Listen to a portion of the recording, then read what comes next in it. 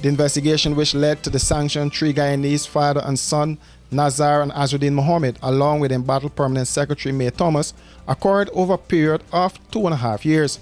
Ambassador Nicole Terriot, who spoke with members of the media following a press conference with visiting Ambassador Bonnie Jenkins, the Secretary for Arms Control and International Security at the U.S. Embassy, said the sanctions imposed are reserved for persons who are involved in gross levels of corruption and human rights abuses. So this is something that we reserve for very serious crimes. And after 2.5 years, it was a whole of U.S. government investigation. And we had, and it's a very high bar.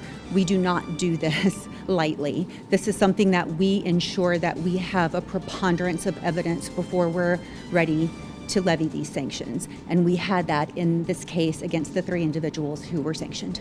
As far as I know, that is not the case. The investigation was specific to these 3 individuals. I'm not aware of any additional investigations at this time.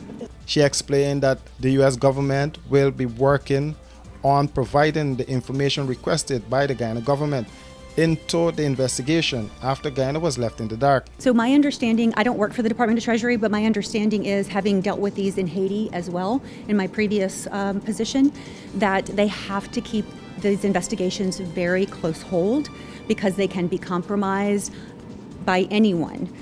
So we tend to not share a lot of information until the investigation reaches a certain stage.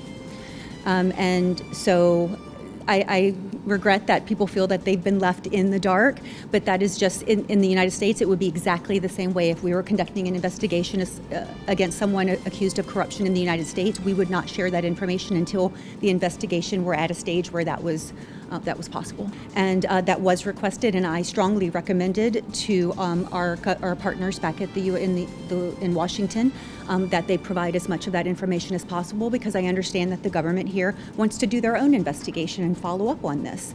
They're also incredibly concerned about this corruption. She, however, said that the governments of Guyana and the United States have an excellent relationship, as it involves the sharing of intelligence. Unclassified, there's also a level of classification called sensitive but unclassified. We could share that as well. And then there is classified information that we can request be declassified, that we can be allowed to share. And that goes back to your earlier question about our intelligence, or actually it was your question about our intelligence sharing.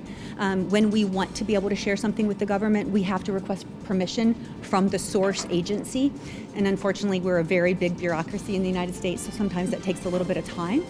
But I've absolutely requested that, and I was very clear in my request that we want to be able to share as much as humanly possible, because we want to be very transparent. The government of Guyana has been very transparent with us, and we want to do the same in return. The trio were sanctioned for acts of corruption, which include bribery and gold smuggling.